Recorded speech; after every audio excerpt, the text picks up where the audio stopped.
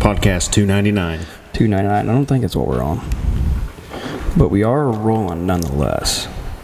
We're being consistent, and that is what matters. It's not bad. Could be better. Could be worse. You know what I mean? Right. I always like Pat McAfee's show because he's like. Do you watch that with your children? No. Our podcast is terrible, but if you like it, be a friend and tell a friend. If you didn't, just pretend it never happened. Right. Yeah.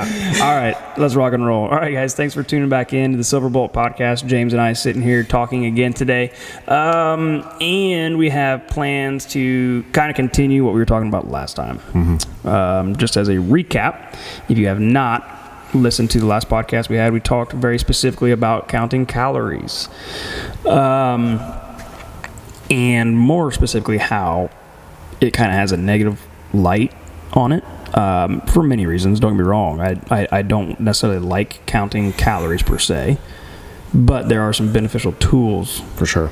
that you can take from counting calories Everyone should do it at least one time or learn the process. Right. I mean, macro counting is essentially counting calories in a, gram form, if you want to look at it that way. So, I mean, there are uses for it, and there are things that we can definitely take from it. But today we're going to kind of play off of that because especially at the last little bit of the podcast, we kind of came up with some ideas that we needed to, or some other topics that we needed to cover. Yeah. So today we're going to kind of play a little bit into timing. Okay, we're going to talk about timing, and specifically timing of the food that you consume and why that's important. Because a lot of people don't realize that the timing of your food compared to when your body is most susceptible to the food that you eat can determine whether or not you put on body fat or not. For sure. Let's blow some minds here. Yeah. So, and there's some other things. We're going to talk about fasting a little bit. I wanted to talk on that. I made a note about that. So, go ahead. I guess, where should we start on this? We don't have an itinerary. Yeah, I think, like looking at this, a lot of times individuals they've heard of the expression, your anabolic window, right? Yeah, there you go. And good place so that like, what is the anabolic window? Is that something that is that realistic? Can that help me, like you were mentioning, utilize the nutrients in a better way to recover from my workouts or whatever it may be, some kind of endurance event or whatever have you. There is some truth to it, but a lot of times it's just, I feel we complicate things way too much. And again, we look at the like whether it be your elite athletes or like a CrossFitter working out multiple times a day, that's an individual that, in my opinion, really needs to focus and manage nutrient timing and quality more than Joe coming in wanting to lift some heavy weights and just helping be more fit and functional through life, 100%. So, but I think on that same token, don't misconstrue that for saying that if I don't do my high intensity exercise, right, it's the only reason that I should pay attention to my timing, because the whole premise of the timing is to better your chances of recovery, so that way you can come back again and do it. You don't have to wait a week when you're not sore and hurting and depleted. Yep. You know what I mean? So there's a lot of people that realize that the more optimal your timing, the better that you have the opportunity of losing body fat. I would definitely say that with a lot of my nutrition clients that I work with, the timing is after you get the food figured out, as far as what I mean by figured out, like what foods they handle really well, what ones we need to avoid, obviously getting rid of the ones that are not doing us any good. But after that, timing is the most important thing that they do. Mm-hmm. And it's figuring out how to replicate that timing each and every day, especially when you have a fluctuating schedule. That's hard. Right. So it's definitely super important. And I actually pulled up something on my computer here, and I know nobody can see this, but when I did a nutrition course, and we did this on Zoom, beginning of the year, is that when we did this? We talked specifically about anabolism and catabolism and how people needed to understand timing phases specifically to anabolic windows. Okay. And so before I get into my fun little thing on here that I'll kind of read verbatim, but what did you know growing up or hear growing up about anabolic window? Like, what was it? Why was it important? And what did you do? 30 minutes. Make sure you better be chugging some protein at least within 30 minutes and take a creatine, or your workout you just shouldn't have done it. Yeah, so that's exactly what I heard too. And there is some truth to it, but there is another part of it that I was not told that I think makes the biggest difference in the world, and that was timing of carbohydrates within that window. So realistically, the anabolic phase or the anabolic window, okay, so talking about what that is, it's post-workout. Yeah, and I think we definitely should mention what is deserving of an anabolic window. Oh, I know. I think that needs to be after we... Yeah, because you can definitely... Coming in here and doing 2 sets of 10 on kettlebell swings. Like, yeah. So anyways, before we get to that part, we'll just kind of talk about what the anabolic phase is, what the window is. It's more science has come to show that if you're 30 years old or younger, it's about 45 minutes, okay? And it is when your body is the most insulin sensitive. So you go back, to make this make sense, you got to understand what insulin does in the body. Insulin helps escort sugar molecules into cells, okay, and it allows energy for the cells to work, okay. If you do not have insulin that is capable of moving sugar into cells, sugar then is stored as adipose tissue, which is fat, okay. So this can be very important because, like, okay, if I'm going to eat sugar or carbohydrates rather, I would rather eat them when my body's most insulin sensitive, so that way they have the best opportunity of getting to the destination that I want, not the destination that's just hanging around my love handles, right? So the anabolic phase, it is very important to talk about protein, but I think especially now in science coming out, like glycogen replenishment, which glycogen is just a fancy way of saying that you have sugar available in working muscles.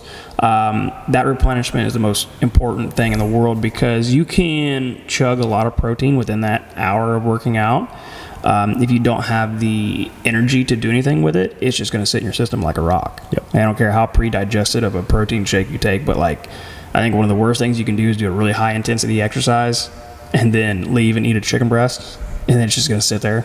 And it's going to sit there because you've been so depleted of energy. Right. You need the carbohydrates first, and that is where the anabolic window really shines. Okay, so the 45-minute window. Okay, post-exercise, it's insulin sensitivity, and from there it starts to deplete. And as you age, this depletion accelerates. Okay, so it's a little bit shorter window. You're looking at like 30 minutes, 20 minutes. Okay, and there's no exact science to tell you exactly how long your window is. You just need to know that after your workout, you should probably be eating. Okay.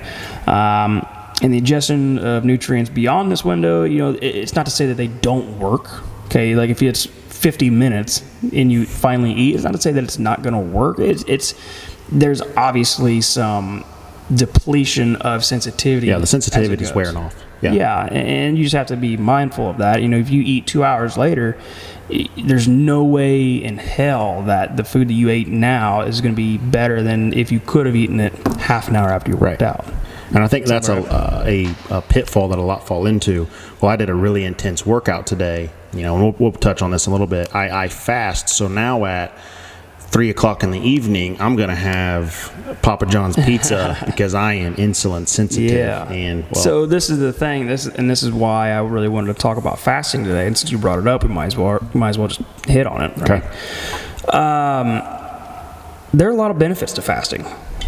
I'm afraid too many people fast, especially people who don't need to right now. I think fasting can be super beneficial for helping people improve their digestive health. I think it can be super beneficial for giving your gut a break every now and then. I don't think it is a great sustainable way of losing body fat. I think it's an easy way to get kick-started, but when you are matching your training with any type of intensity, or you're trying to promote muscle growth, I'm not saying it's impossible, I'm saying it's a lot harder to maintain. For sure. Especially for people who already undereat protein. Like if you don't eat enough protein the way it is, and I now am giving you only a 6-hour window to eat, you're going to tell me that you're going to eat your body weight in protein? Right. Probably yeah, not. you have to be, if you're going to fast, you have to be able to eat some big meals. Yeah, and I think that's the hardest part for a lot of people. Because they're like, the whole mindset behind the fasting is like, oh, I'll eat less, and then I'll lose weight. Well, yeah, you're going to lose weight, but you're going to lose muscle mass. I guarantee it. And I got a lot of people that have done this and tried this, and they understand. And it's an opportunity for your body to become very catabolic. Yeah. Okay. So we got to talk about we talk about being anabolic. Now we got to talk about what catabolism is. Being catabolic. Catabolic is anytime you're in the gym. Okay. Anytime you're in the gym doing anything. We're going to educate a lot on that here soon. Stay tuned for that one.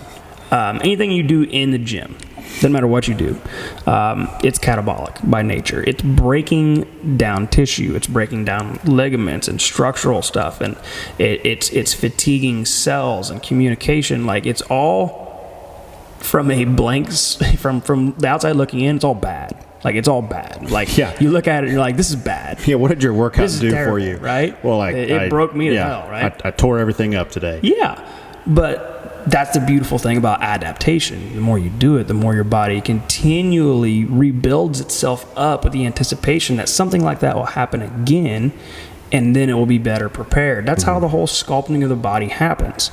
And it's not just a muscular level, down to a cellular level. Yeah. So anything that happens in the gym is catabolic. It's your job to then be anabolic outside of the gym. If you fast, let's say you work out in the morning and your fasted window doesn't open up until 2 o'clock. That's still pretty standard. Yeah. Okay, 2 to 8 o'clock, something like that. Let's say you work out at 6 a.m. Yeah, let's say you work out at 6 a.m. Okay, and you had a high intensity workout. You are not continuing your insulin sensitivity, because fasting also it helps promote that sometimes. But I find that to be more with people who have a lot of excess body fat to lose. But you're not increasing your body's ability to keep a heightened sensitivity of insulin. You're increasing your body's ability to break down tissue through cortisol. Probably more efficiently than anything, which just leaves you a bigger recovery to have to manage. And if you have a hard time recovering anyways, you're kind of behind the 8 ball. If you're throwing a bunch of pre-workout and caffeine on top of the mix, especially if you're a morning workout individual, you're just you're putting your body at a very large disadvantage to build muscle, gain strength, then decrease body fat. I love watching and hearing about CrossFit competitions. Don't get me wrong, we've talked about it before. I used to run a CrossFit gym. I have a soft spot in my heart for CrossFitters, but you have to understand a lot of the people that you watch and a lot of people that you enjoy watching and the seasons that they go through, they are seasons. And the biggest thing is that their recovery is so important to them for maintaining their level of performance. Right. So you talked about people who might, even in the morning, try not to go off a tangent here, but like pre-workout, caffeine, stuff like that, best stimulants in the world. This is a performance thing. It's not necessarily the best way to build health. It's not the best way to build muscle. Okay. Might 100% affect your performance in a good way, which is awesome. Right. Okay. But it will then put an even heftier weight on your ability to recover from that. And a lot of the CrossFitters these days, man, their lives, I don't want it to sound like I'm like complaining about mine, but it's like a lot of the big name CrossFitters you see now, you guys don't see their recovery program and how much they have invested into that and how much time they have available to them for that to be the case. Yeah. Not to say that it's everybody. What they would do for recovery, because it's important to them, it's a priority, most would see as a waste of time. Okay, that's probably the best way to put it. Yeah, because it sounded like I was bitching about it. I'm not. No. A lot of people that look at CrossFitters through the lens of Instagram and everything, like you more than likely don't have the same type of drive or initiative or the ability to set things aside for you to manage that type of lifestyle. Right. Okay. And I think a lot of people really screw up when they talk about fasting, doing CrossFit, or fasting, working out in the morning, or fasting and trying to get really lean and not managing their recovery. And especially if you're an undereater. For sure. It just felt like I went on like 7 different tangents there. Like things popping into my head. Yeah, the last, like, we can wrap the fasting thing up unless you have more to say. But we both believe in, at least I feel, fasting is a phenomenal way to, like you mentioned, regain some health opportunity. But outside of that, other than just doing it in seasons, not every single day, it's probably not going to help tremendously with continued body fat loss and other performance metrics, strength gain, and have you. So I'm, and there are those outliers out there, but they're not the norm. Yeah, you gotta be able to identify an outlier when you see one. Instagram is only going to show you outliers most of the time. But yeah, we can wrap up the fasting thing. The biggest thing and the biggest reason why I had that up here is because we have a information board here when you first walk into our gym, and that was one of the tips for strength camp that's going on right now. Mm-hmm. Don't be fasting unless you have to for health purposes. Okay, if you have any type of metabolic conditions, you have any kind of things where we've diagnosed, I don't want to say diagnosed because we're not doctors, it's the wrong word to use. We've essentially thought through that you could benefit from fasting of any capacity. Like, unless you've had that conversation, don't fast. We're really good at doing our own research and thinking for ourselves. It's just that you have to understand what the primary goal is of strength camp here. We're trying to get people strong. Yep. And a lot of what we're doing in here is it's strenuous hypertrophy work. You need food. Yep. Like, you need a lot of food. I talked to a couple people yesterday. Yesterday was day 1. It's like, how do you feel? Like, dude, I'm starving. I was like, hallelujah. Yeah. That's exactly what I wanted to hear. Yeah, that's a great indicator that things are working the way they should, and your body is expressing to you some specific hunger hormones. I teach a lot of our new clients this. They're like, you got to eat. If you want to build muscle, let's eat some food. Yeah, the leanest people in our facility eat the most. Mm-hmm. It's the weirdest thing in the world, and it's not by coincidence. That's kind of how it works. So that was a little bit on fasting that we wanted to touch on. Hopefully, we didn't make that cloudy by any means. It was good info. Well, it's just I have seen what happens when somebody takes information. They're like, okay, I really need to fast because I know that people can get really lean that way. There are other possible side effects that are not positive with that. Okay. Yeah. Don't get me wrong, if you have a lot of weight to lose, and I'm using weight in quotations, nobody has muscle to lose, but if you have weight to lose in the form of body fat and water, and you have pounds and pounds to lose, it can be very beneficial. If that's step 1 for you is learning how to put the fork down every once in a while, 100%. Tell people you're fasting. That's great. Yeah. But if it's not you and you're floating around a healthy body fat percentage around the 12 to 15 or 20, like, you're, depending on your age, like, that's not for you. Right. You know what I mean? Especially if you're trying to do anything performance-wise in your training. And I'd say, like, strength camp here, it's a performance thing. Definitely. Right? It doesn't mean we can't maintain our health. Yeah. But it's definitely a performance thing. So that's going to be pretty good. I mean, a good reason to bring it up. Yeah. Okay. Definitely, man. So the next portion that we wanted to talk about was actually the timing.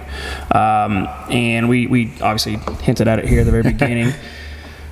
The anabolic window, all that fun stuff. What other things can we look at as far as timing when it comes to food and workouts? What pops up in your head? Do you have anything that you like to try timing up with your workouts? Workouts, I do. I'm going to consume, depending on the intensity of the training, I will mimic a carb to protein ratio. Okay, so explain that.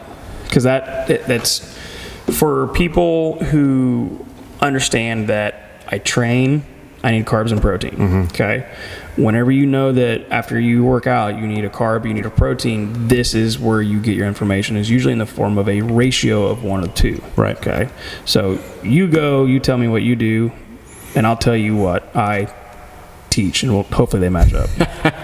If they don't, otherwise I might be an outlier. We'll see. Well, you're my boss. I'll just say what you say. It's all good. You can disagree with me. We have great combo. We disagree. Right.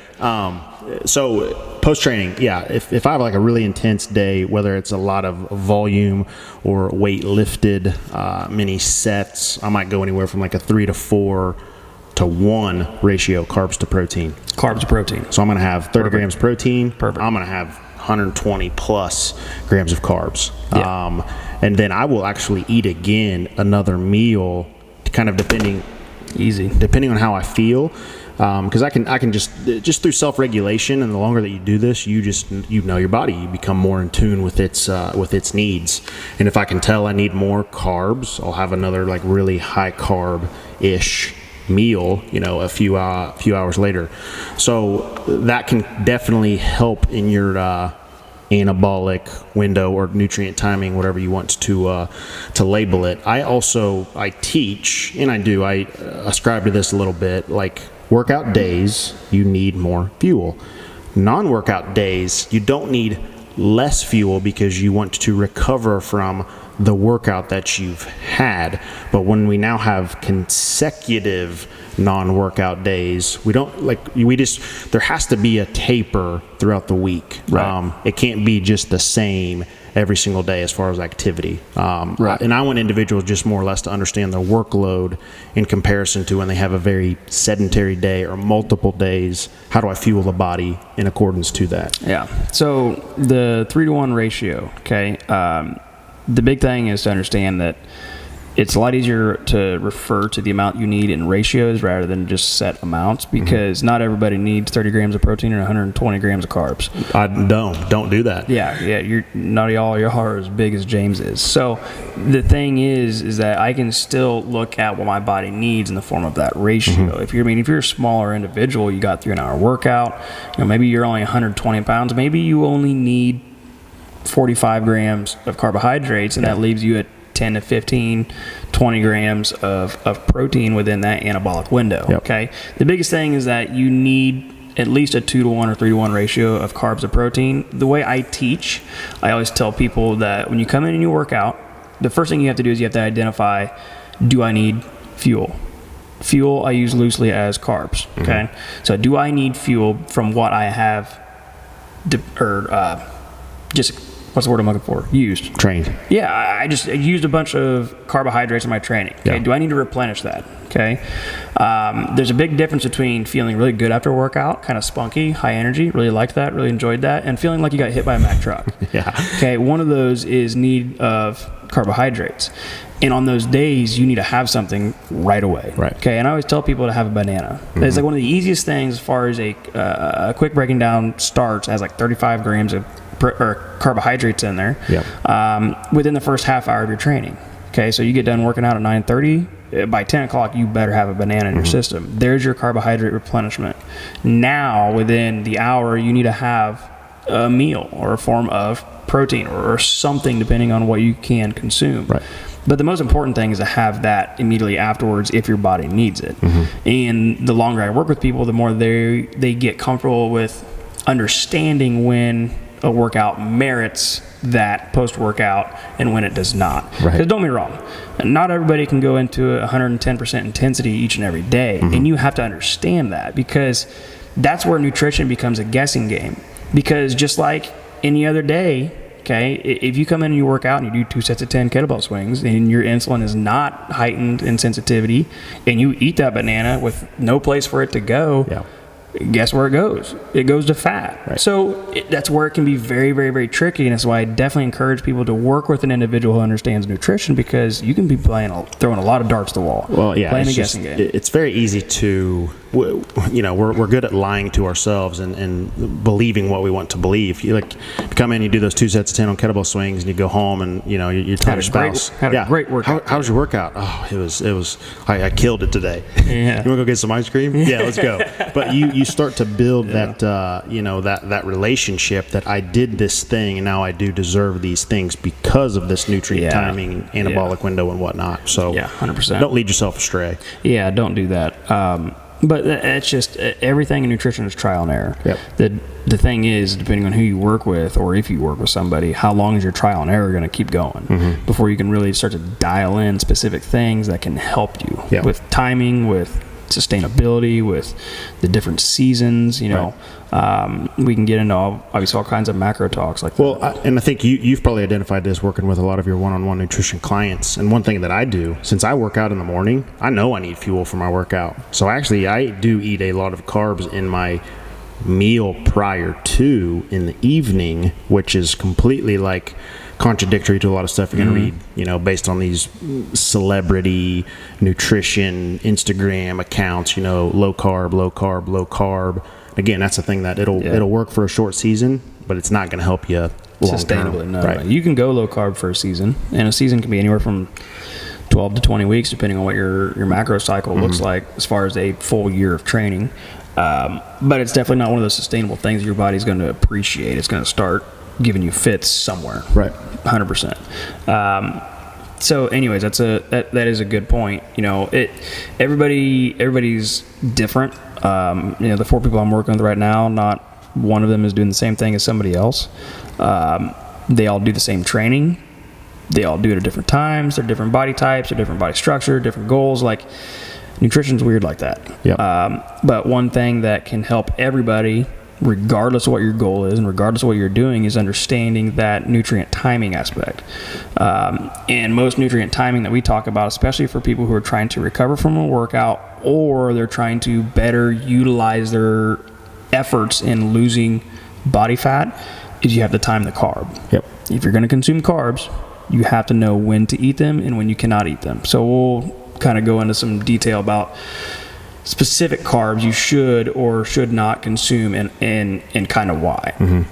Okay, so what kind of carb should we look at, and should we, I don't want to say avoid, because you can consume just about anything if you have the timing right and your body can handle it. But a lot of people have a hard time understanding carbs, so let's just kind of break it down real quick, okay? When I'm talking about utilizing a carbohydrate within a very specific window, the anabolic window, I'm looking at a higher than usual glycemic carb, okay? You're talking about your usual food suspects that we don't encourage you to just freely eat, okay? Like, I don't want you... Corn powder. Yeah. I don't want you just freely out eating Twizzlers, you know what I mean? Like, I don't want you to just do that because you're bored, but... I'm here to tell you that if you had one immediately after a workout and your body needed it, it probably wouldn't go to fat. Like, that's how the body is trained to work. Right. But I'm also not telling you to go eat a loaf of sourdough bread immediately after either, especially if you have gut problems that handle grain. You know what I mean? Like, you have to identify what you know your body can handle and what it shouldn't. Right. The big thing that everybody needs to understand is that all vegetables are considered a carbohydrate. In this specific instance, they don't do you much good. Nope. And you're not going to hear anybody ever say that, but like immediately after a workout, if you eat a bag of carrots, it didn't really help you. You're just wasting space. Yeah, you're filling up your gut, and it's going to take a while to break those things down, which... any other situation, that's good. Yeah. You want that. It's slowly going to raise your blood sugar. It's going to be good. Obviously, you have great vitamin and mineral content in your vegetables, but like right now, you just got your butt kicked. You got hit by that Mack truck. You need a quick replenishment. Yeah. Okay. You're looking at your sweeter fruits. Okay. You're looking at your pears and your bananas and your oranges and some of the other really sweet, sugary fruits. Okay. And you're not eating a lot of it. It's just a little bit. Right. Okay. You're looking at anywhere between 30 and 40 grams, which is pretty usual for most people. Okay. Yeah. And I say most people. Okay. I know James, he's 120, but like most people here. Yeah. So I find that a lot of people don't quite realize that there's that distinction between carbs as far as which one you should consume at what time. So that's kind of where I wanted to go with this. Yeah. You got anything you want to add on that? Well, I mean, I remember early on, excuse me, in Reclaim, I would always I would kind of preach the same thing, brown spotted banana, get it in your shake, low fat, like medium to mix it up with. If you're an individual that needs more, maybe you throw in 2. You don't really need that many carbs like you're already alluding to. The more you train, the leaner you get, then you can add in some other things. But we don't need to discuss that on this podcast. The thing that I wanted to mention was that if we're taking the assumption that you're coming into the facility and you are putting in the work, you are making your body catabolic for the need of the recovery and the replenishment, but that shake is to fuel what just occurred. We don't eat less during that day. That's not a meal replacement. No, definitely not. No, and I think that's where people get kind of confused because they're like, well, I'm trying to lose weight, so I probably shouldn't eat that. And it's like, you can be in a deficit throughout the day. This is not the time to do it. Right. Yeah, you are catabolic right now in this given instance, and I want you to get out of your catabolic state as quickly as possible. Yeah, I think the easiest way, if we were to connect the dots for you, you've wreaked havoc on the body. Now it is your goal to get hormones and everything out back to baseline, which is a healthy response. Yeah. So do what is necessary if you're going to pursue health, but eat some food. Yeah, you got to eat some food. So I guess now you start to think about, okay, well, if I know that that's the only time that I can eat, and I say that loosely, like you can eat the higher glycemic carbohydrates is immediately after a workout. When do I eat everything else? Okay, well, vegetables are easy, literally whenever you want, and you should eat them at all times. But more complex carbohydrates, say you are somebody that factored in that you need 180 to 200 grams of carbohydrates a day. You're a mesomorph or somebody who can handle a little bit better glycemic load. Like, when do I eat them? Well, it kind of fits into the thing that you were talking about as far as like you train in the morning, eat them at night. Yep. You know what I mean? You train at night, eat them in the morning. You need your body to have that fuel capability ready for whenever your next session could be. Now, there are some things to consider here. If you train in the morning, that doesn't mean you should eat a bucket of ice cream at night. Like there are sensible carbs to have. For sure. Okay.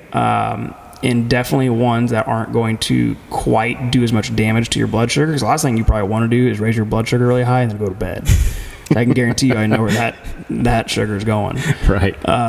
So, more complex. Having those heart palpitations right before you go to sleep. Yeah. So you're thinking of the timing. You got to think of, okay, when do I work out? How do my workouts usually render me afterwards? Like, do I feel like garbage? Do I feel like I have energy? Do I feel like I need something? If you need something, there's your call. You know what I mean? And that can literally make or break the difference between you being recovered the next day or not. Could be what you do immediately after, not throughout the rest of the day. I'm talking like within a half hour after your workout. Yeah.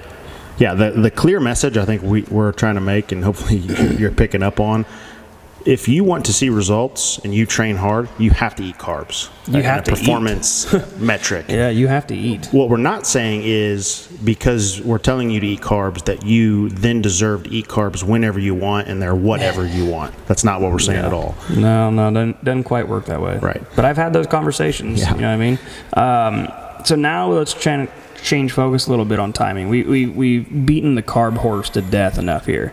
There are other things that you can think about as far as timing, as far as macronutrients go. Okay, carbs is just one, and usually the one that's most important.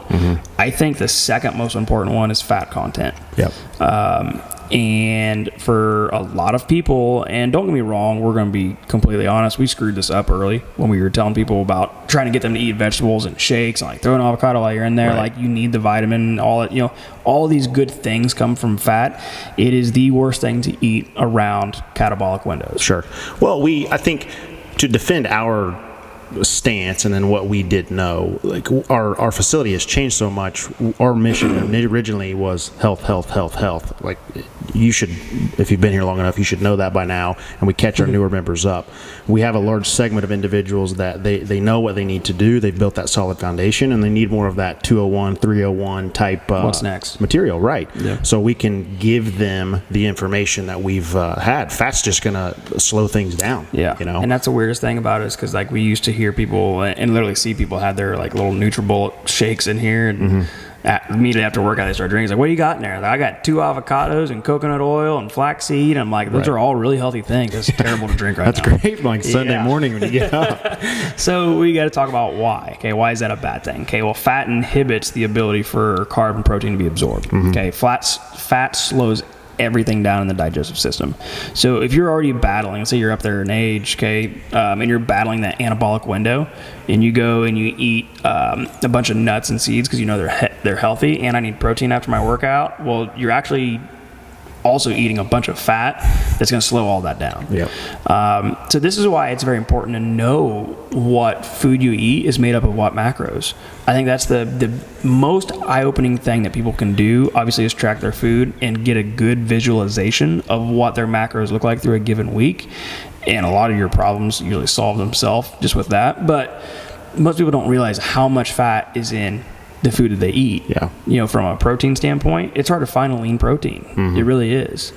Anything that's snacky, it usually has a fat content. Yeah. Well, if anything needs to taste good, it's going to have fat in it. Fat means flavor, man. Yeah. So that's the biggest thing is you have to understand that fat can really inhibit what you're trying to have happen. So I always teach 2 hours before, 2 hours after a workout, you should not have any fat in your system, or you should not be ingesting any fat. So like you work out at 4 o'clock in the afternoon, you can have fat all the way up until 2 o'clock. Hopefully that gives you enough time for that to go through your digestive system.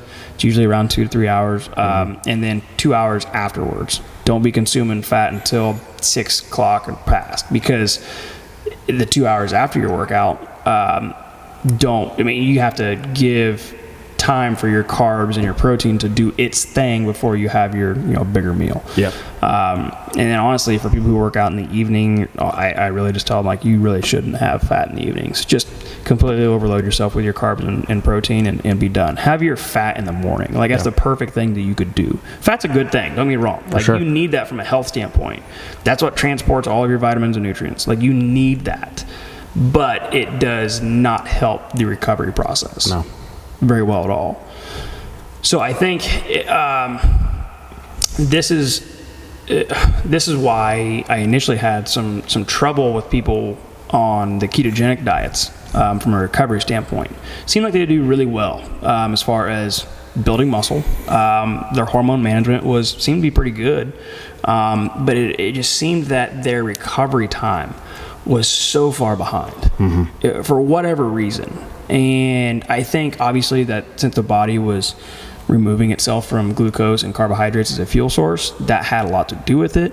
But then just look at it, and the amount of fat that you consume, there's no way that the protein that is in their diet was being absorbed any too fast. Like everything just completely slows down when you're talking ketogenic, unless you are in full-blown burning ketones mode, which 90% of you guys that are doing keto or ketogenic, you're not keto, but that's neither here nor there. We've done a podcast on that, I think. I think we have. Yeah. I mean, quickly, I wanted to mention, like, because I've talked to some of the individuals within our own facility.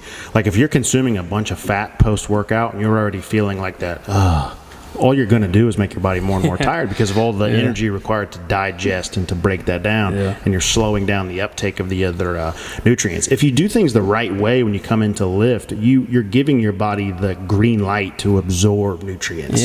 The other thing you can think about too is that, when you consume protein, not all the protein that you consume makes its way into the bloodstream. Like, it's something called the thermic effect of feeding. Like, it requires energy to break down food.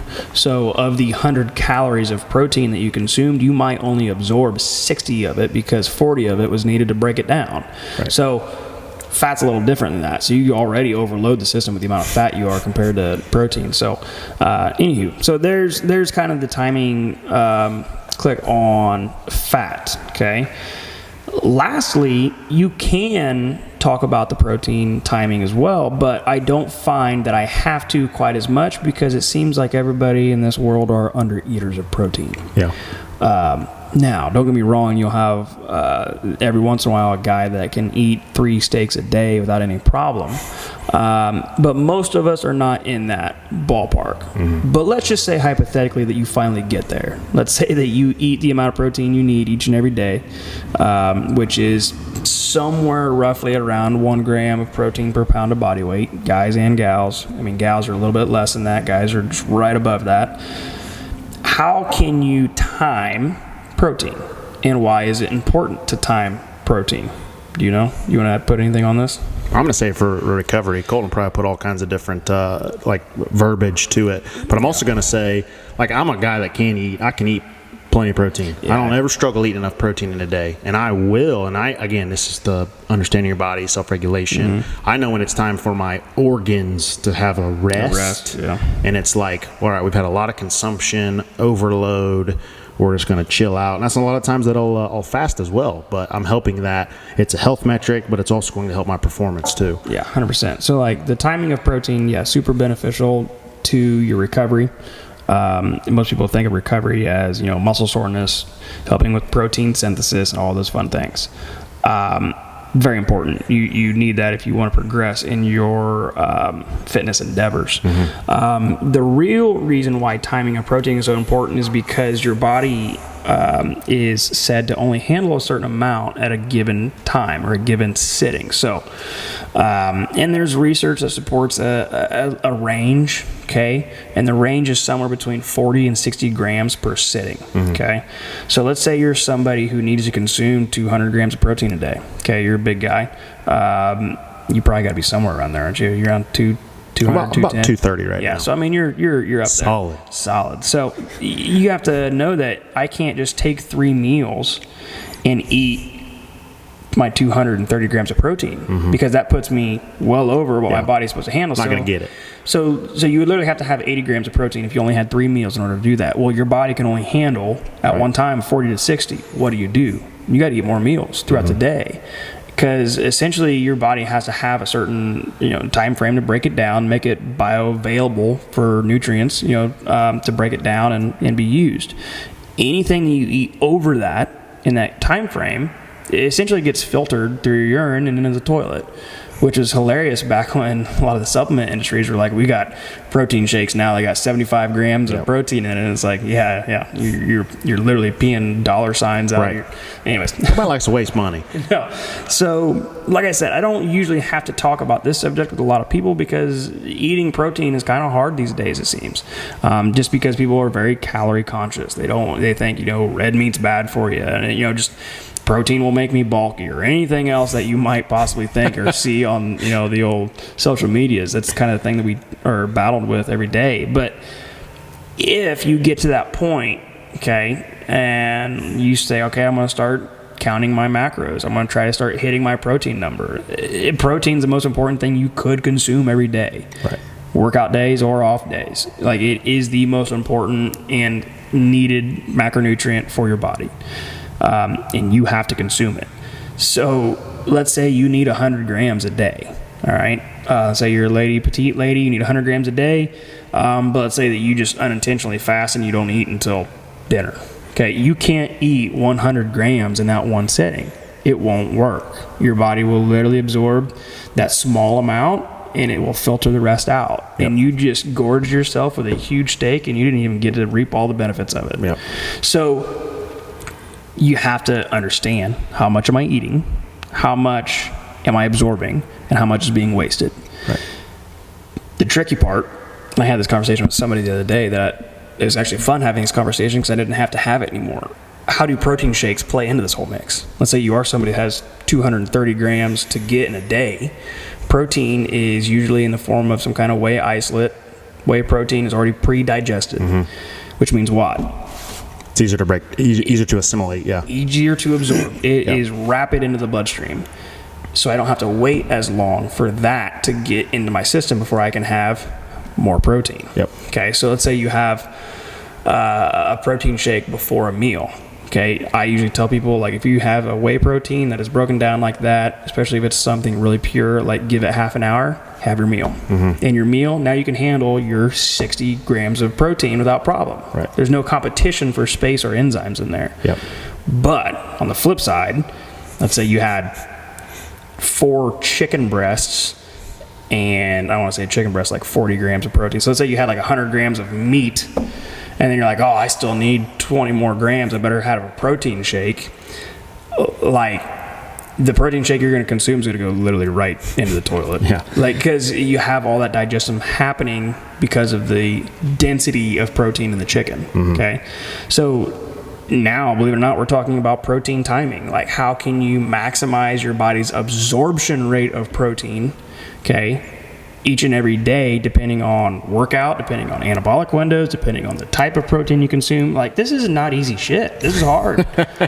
It is. And I feel for people who are trying to do this by themselves because there's so many variables. The most simplistic way, I believe, to look at it, like a baby why do you think they get up? Like, they want to eat every like 45 minutes to an hour or whatever, like as a newborn. They just need to grow. I want to do that as a 30-year-old. And they continue to just need to have more and more nutrients to the body. But their bodies can only handle so much in a specific or a given time. Yeah. It's not like you can, Nope. not going to breastfeed them one time for the day. Like, all right, you got your allotment. Like, we're just going to put you off from the corner now. It's weird like that, but like it's the body's a phenomenal tool. Yeah. How it's built, how it's orchestrated, how it thrives. It's far superior in knowledge than we will ever be, as far as just understanding itself and its regulation rates and all that stuff. So like, we're never going to fully get this thing figured out. Mm-hmm. But those 3 things you can apply specific to you and your workout schedule, your job. Like I know that if I'm consuming carbs, here's when I can. I know that if I'm consuming fats, here's when I can. And here's when I'm consuming protein, 'cause I need to every day. Here's when I should. Yep. Okay, like that setup right there can solve a lot of problems. Right. Especially if you follow it. You know what I mean? You limit a lot of the stuff you shouldn't have, and that can really make or break a lot of people's success when it comes to gaining strength, okay, which was the primary topic this morning, or when we started. I can't even remember where our topic is at now. But gaining strength, increasing lean mass, and losing body fat is all possible at one given time if these things are accounted for. Right. I've seen it happen. I think the overall gist of having or focusing on nutrient timing is really to just aid in more insulin sensitivity, is what it boils down to. It really does. So with that, we'll talk to the audience here, and they're not gonna.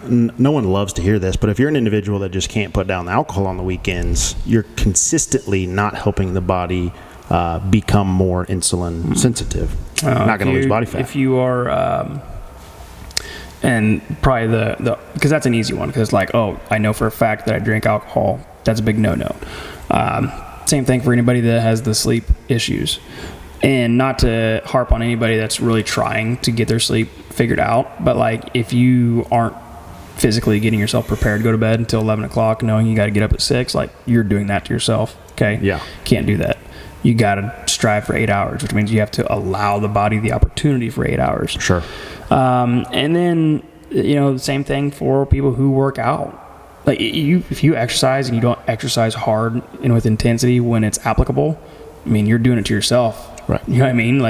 You come in and do your 2 sets of 10 kettlebell swings and go have a bunch of crap. That's kind of on you as well. Right. Trying to think of some other things. We're all about the accountability around here. But yeah, the insulin sensitivity is the biggest thing. Stress is the other one. How do you identify that? How do you tell somebody the reason that you're overweight is because you're so stressed out?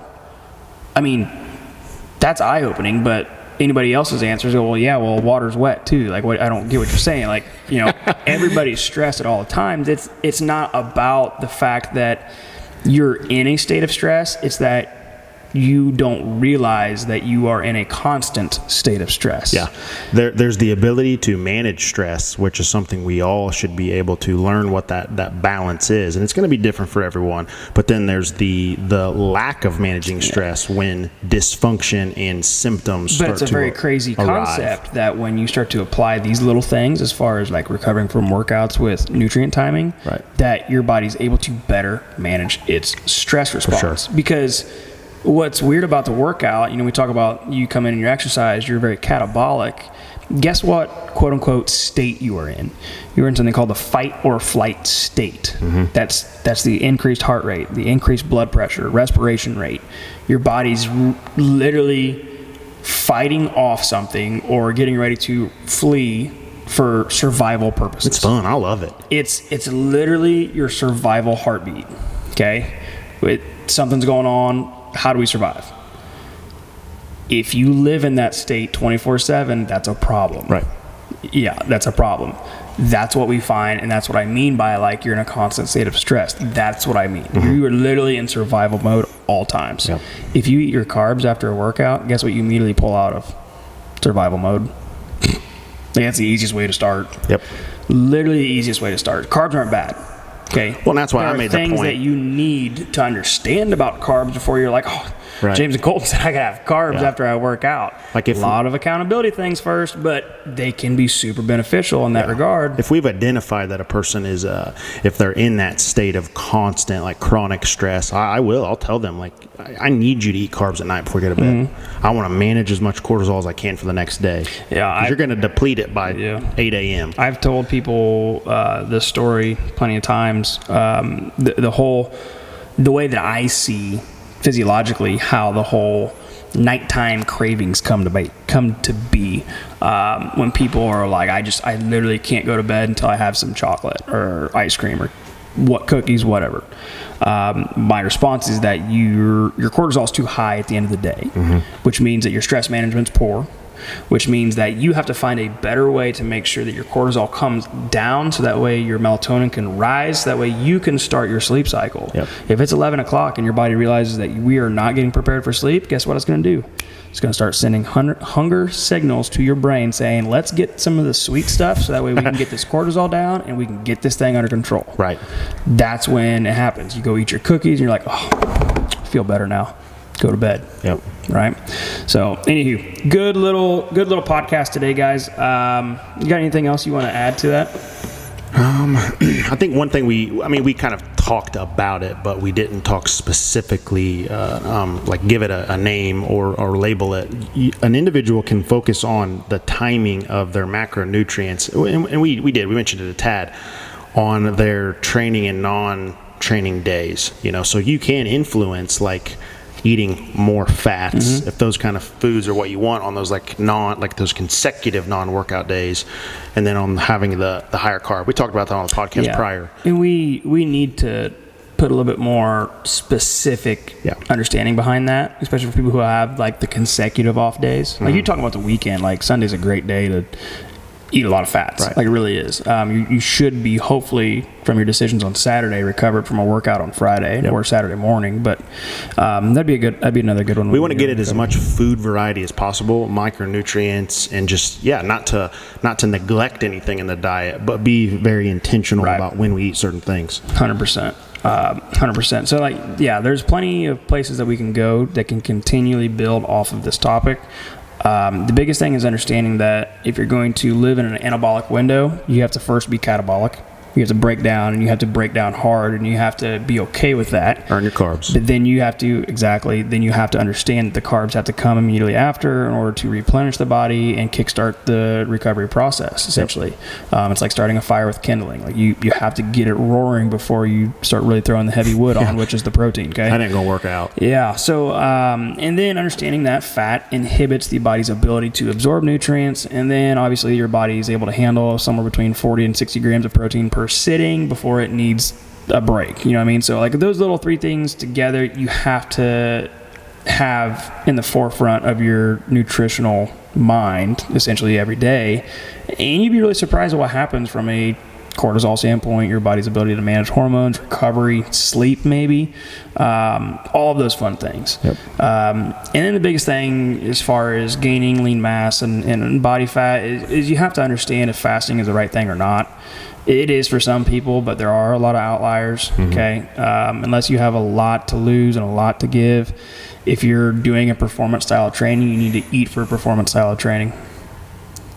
Good summary. All right.